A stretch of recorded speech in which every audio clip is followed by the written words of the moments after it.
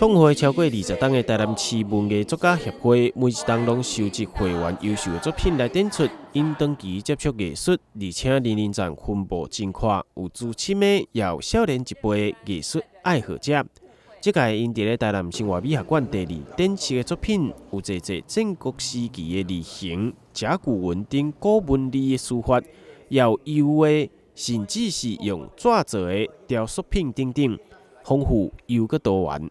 文的作家协会时吼，是以民国70年时，是朱小文书法大师来创立的。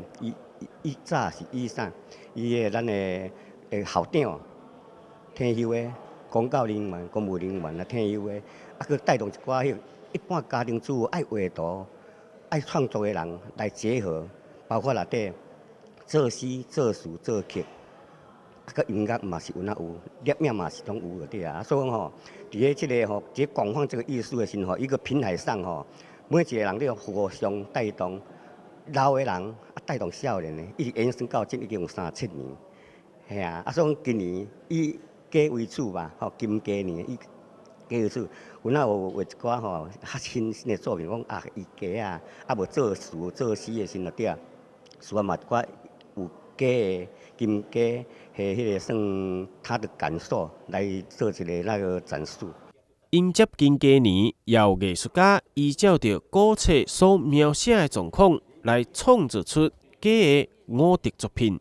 头戴冠，文也；头戴冠就是头有戴帽子，文官嘛，文官戴帽，锦衣归乡哈，锦衣还来，然后好来吴，足有据，这个就是据，像歌可攻可守哈。可以战争用的，就足有据，所以是无也哈。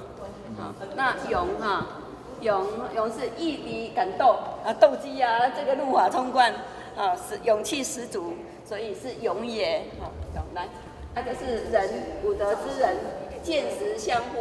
他看到有食物，一定会分享给他同伴，就咕咕咕，请他同伴来一起享用。所以有人讲义，也有人讲仁呐，哈。信就是守夜思成。守夜生成，闻鸡起舞，哈，雄鸡一鸣天下白，所以叫做信也。另外，伫咧台南生活美学馆的第1展示，有木笔风华，有6位艺术家融合了无同款的创作思想所共同展出的，呈现出东方甲西洋的无同创作风格，也欢迎民众前往欣赏。台南新闻网赵张伟忠采访报道。